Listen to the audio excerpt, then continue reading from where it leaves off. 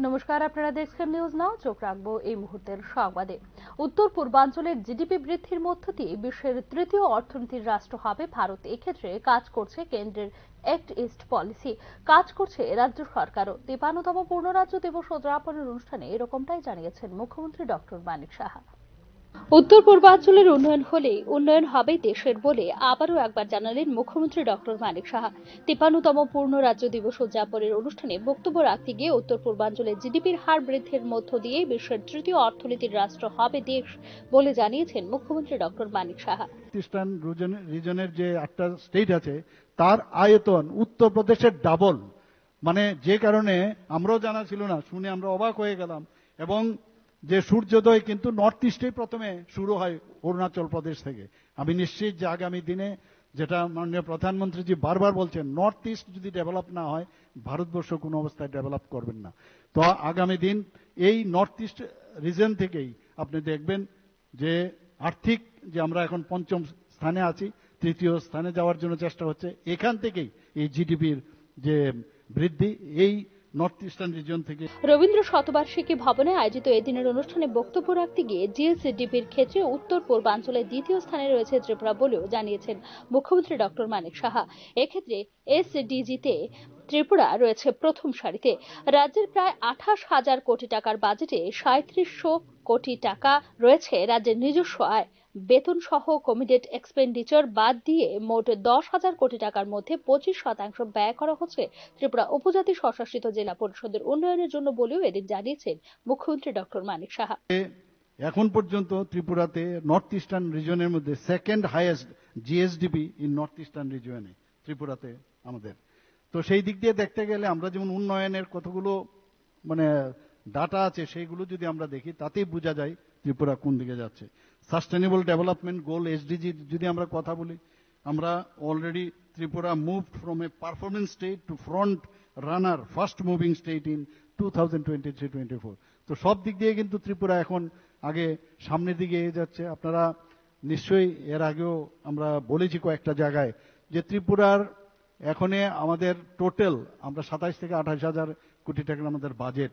আমাদের ওন যে revenue source মাত্র ৩,৭০০ কোটি টাকা। তো সেই জায়গার মধ্যে আমাদের যদি বেতন কাঠামো, আমরা যদি বেতন এবং আমাদের যেসব লোন, তার ইন্টারেস্ট ইত্যাদি, পেনশনার তাদের দেওয়ার পরে আমাদের ১০,০০০ কোটি টাকার মতো থাকে। ১০,০০০ কোটি টাকার মধ্যে আমাদের যে এডিসি আছে তাদেরকে আমাদের 25% দিতে হয়।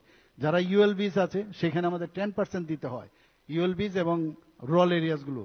এর মধ্যেও আমরা যত ডেভেলপমেন্টের ওয়ার্ক আমরা করে যাচ্ছি, কারণ বিভিন্ন স্কিমে আমাদের দিল্লি থেকে টাকা আসছে, আমরা সেইভাবে আমরা এডিসি কে দিচ্ছি বিভিন্ন আমাদের স্টেটের। ৫৩তম পূর্ণ রাজ্য দিবস উপলক্ষে রাজ্যের নতুন লোগোর আনুষ্ঠানিক উন্মোচন করেন মুখ্যমন্ত্রী ডক্টর মানিক সাহা।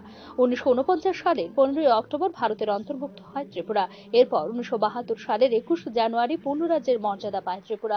এরপর থেকে প্রতি বছর এই দিনটিকে উদযাপন করা হয় পূর্ণ রাজ্য হিসেবে। এই দিন ত্রিপুরা রাজ্যের পাশাপাশি পূর্ণ রাজ্য দিবস উদযাপন করে উত্তর পূর্ব ভারতের মণিপুর এবং মেঘালয়। ব্যুরো রিপোর্ট, নিউজ নাও। সড়ক নিরাপত্তা ব্যবস্থা এবং মোটর ভেহিকল অ্যাক্টের নিয়মগুলি কার্যকর বিষয় নিয়ে রাজ্য সরকার থেকে রিপোর্ট তলব করল দেশের সর্বোচ্চ আদালত। এক্ষেত্রে মোট ২৩টি রাজ্য এবং ৭টি কেন্দ্রশাসিত অঞ্চল থেকে রিপোর্ট তলব করেছে দেশের সর্বোচ্চ আদালত। সড়ক নিরাপত্তা ব্যবস্থা এবং মোটর ভেহিকল অ্যাক্টের নিয়মগুলি কার্যকর করার বিষয় নিয়ে রাজ্য সরকার থেকে রিপোর্ট তলব করেছে দেশের সর্বোচ্চ আদালত। বিচারপতি অভয় এস ওকা এবং উজ্জ্বল ভোয়ানের একটি বেঞ্চ তলব করেছে এই রিপোর্ট। ত্রিপুরার পাশাপাশি মোট ২৩টি রাজ্য এবং ৭টি কেন্দ্রশাসিত অঞ্চল থেকেও রিপোর্ট তলব করেছে দেশের সর্বোচ্চ আদালত। এক্ষেত্রে কেবলমাত্র পশ্চিমবঙ্গ, মহারাষ্ট্র, তামিলনাড়ু, কর্ণাটক, কেরালা এবং কেন্দ্রশাসিত অঞ্চল দিল্লি এই ক্ষেত্রে রিপোর্ট জমা দিয়েছে বলে জানিয়েছে দেশের সর্বোচ্চ আদালত। মোট ২৩টি রাজ্য এবং ৭টি কেন্দ্রশাসিত অঞ্চল এই ক্ষেত্রে রিপোর্ট জমা দেয়নি বলেও জানিয়েছে দেশের সর্বোচ্চ আদালত। দুর্ঘটনাস্থল, জংশন এবং ১০ লক্ষের বেশি জনসংখ্যার শহরগুলিতে ইলেকট্রনিক ডিভাইস ইনস্টল করতে ইতিমধ্যে নির্দেশ দিয়েছে দেশের সর্বোচ্চ আদালত। এক্ষেত্রে রাজ্য সরকার এবং কেন্দ্রশাসিত অঞ্চলগুলি কি পদক্ষেপ নিয়েছে তার রিপোর্ট আকারে দ্রুত জমা দেওয়ার নির্দেশ দিয়েছে সুপ্রিম কোর্ট।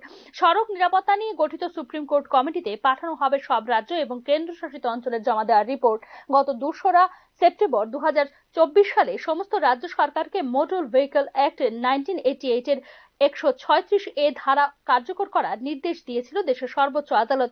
এই আইনের 167A বিধি অনুসারে ইলেকট্রনিক ডিভাইসের ফুটেজের ভিত্তিতে চালান জারি করা যেতে পারে। সমস্ত রাজ্য সরকারকে এই বিষয়ে পদক্ষেপ নেওয়ার নির্দেশও দিয়েছে আদালত। সবকটি রাজ্য এবং কেন্দ্রশাসিত অঞ্চলগুলির রিপোর্টগুলি 25শে মার্চ সড়ক নিরাপত্তা নিয়ে গঠিত কমিটির দ্বারা পর্যালোচনা করা হবে বলে জানিয়েছে দেশের সর্বোচ্চ আদালত। এরপরে ইলেকট্রনিক মনিটরিং এবং সড়ক নিরাপত্তা ব্যবস্থার জন্য অপারেশনাল পদ্ধতি প্রস্তুত করার কথা বিবেচনা করা হবে বলেও জানিয়েছে সুপ্রিম কোর্ট। উল্লেখ করা যেতে পারে, রাজ্য সরকারের দেওয়া সর্বশেষ তথ্য অনুযায়ী গত 3 বছরে অর্থাৎ 2021, 22 এবং 23 সালে রাজ্যের বিভিন্ন থানায় মোট 1631টি সড়ক দুর্ঘটনার মামলা নথিভুক্ত করা হয়েছে, যেখানে মৃত্যুর সংখ্যা 696। মহাসড়কে সড়ক দুর্ঘটনা হ্রাস করতে পশ্চিম জেলা থেকে সাব্রুম, সিপাহীজলা এবং গোমতী জেলা পর্যন্ত কাজ করার জন্য 24/7 জাতীয় হাইওয়ে টহল যান পরিষেবা চালু করেছে রাজ্য সরকার। 2024 সালে মোট 750টি যান দুর্ঘটনায় মৃতের সংখ্যা 250 বলে সর্বশেষ রিপোর্টে জানিয়েছে রাজ্যের স্বরাষ্ট্র দপ্তর। যান দুর্ঘটনায় মৃতের সংখ্যা হ্রাস করতে দুর্ঘটনাগ্রস্ত ব্যক্তিদের সহায়তাকারীকে গুড সামারিটান পুরস্কার দেওয়ার সিদ্ধান্ত নিয়েছে রাজ্য সরকার। ব্যুরো রিপোর্ট, নিউজ নাও।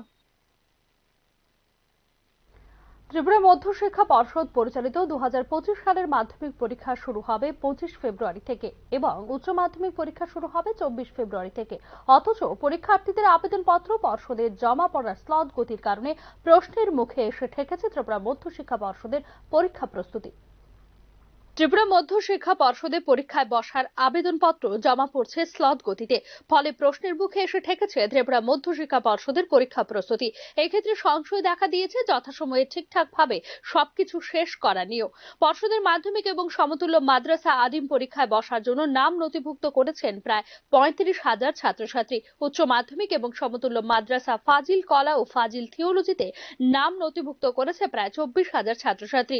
অথচ এখনো পর্যন্ত মাধ্যমিক সমতুল্য পরীক্ষার জন্য সংশ্লিষ্ট বিদ্যালয়ে আবেদনপত্র জমা দিয়েছেন মাত্র 11,000 পরীক্ষার্থী। উচ্চ মাধ্যমিক ও সমতুল্য পরীক্ষায় জমা দিয়েছেন প্রায় 7,000 পরীক্ষার্থী। তাদের আবেদনপত্রের সিংহভাগ এখনো জমা পড়েনি পর্ষদে। সমস্যা এখানেই শেষ নয়, এখনো বহু পরীক্ষার্থীর নাম নথিভুক্তকরণ তথা রেজিস্ট্রেশন করাচ্ছেন নিজেদের নাম, অথচ এই কাজ করার কথা 2023 সালে। এমত অবস্থায় যথাসময়ে যথাযথভাবে পরীক্ষার কাজ শেষ করা কঠিন হয়ে দাঁড়িয়েছে পর্ষদের তরফে। কেননা পর্ষদে বিভিন্ন বিদ্যালয়ের তরফে পরীক্ষার্থীদের আবেদনপত্র জমা দেওয়ার পর পর্ষদের আরো বহু কাজ থাকবে বকেয়া। আর অন্যতম হলো পরীক্ষার্থীদের এডমিট কার্ড ছাপানোর কাজ। এই ছাপানোর আগে পরীক্ষার্থীদের আবেদনপত্র জমা দেওয়ার পরেও রয়েছে আরো বেশ কিছু প্রক্রিয়া।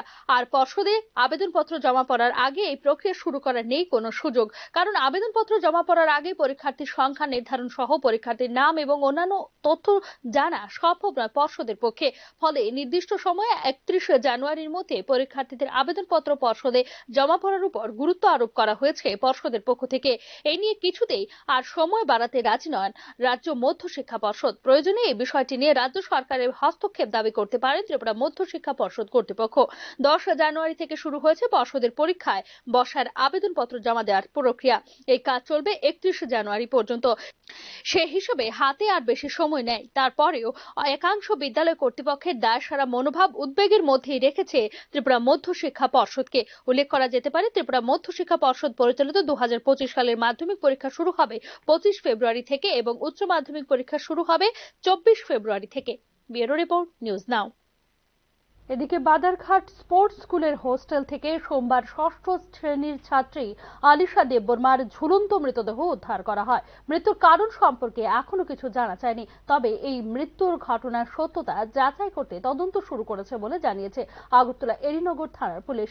স্কুল ছাত্রী আলিশার মৃত্যুর খবর পেয়ে পরিবারের লোকজন ও সহপাঠীরা হোস্টেলে এসে মৃত্যুর কারণ জানতে চাইলে হোস্টেল কর্তৃপক্ষ এ ব্যাপারে কোনো সদুত্তর দিতে পারেনি। ফলে হোস্টেল চত্বরে চরম বিশৃঙ্খল অবস্থা, উত্তেজনার পরিবেশ সৃষ্টি হয়। হোস্টেল চত্বরে গড়ে ওঠা একটি পারিবারিক কমপ্লেক্সকে ঘিরে নানান প্রশ্ন উঠেছে অন্যান্য ছাত্রছাত্রীদের মধ্যে।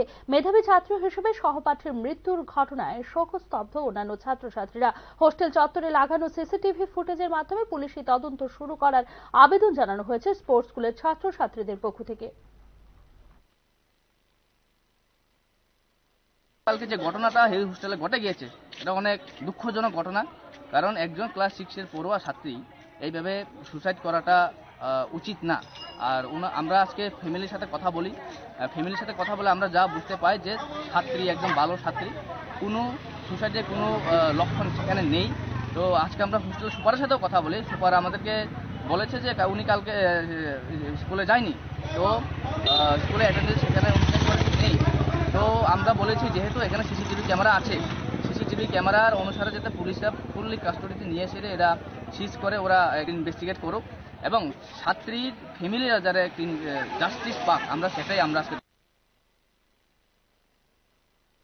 আগামী দিনের কার্যপ্রণালী এবং নীতি নির্ধারণে মত বিনিময় সভার আয়োজন করেছে রাজ্যের সংবাদ জগতের সর্ববৃহৎ সংগঠন অ্যাসেম্বলি অফ জার্নালিস্ট। মঙ্গলবার প্রেস ক্লাবে আয়োজিত সাংবাদিক সম্মেলনে আগামী 28 জানুয়ারি বিকেল 4টে এই মত বিনিময় সভার আয়োজন করা হয়েছে বলে জানিয়েছে সংগঠনের সাধারণ সম্পাদক সান্নিধ্যে রায়।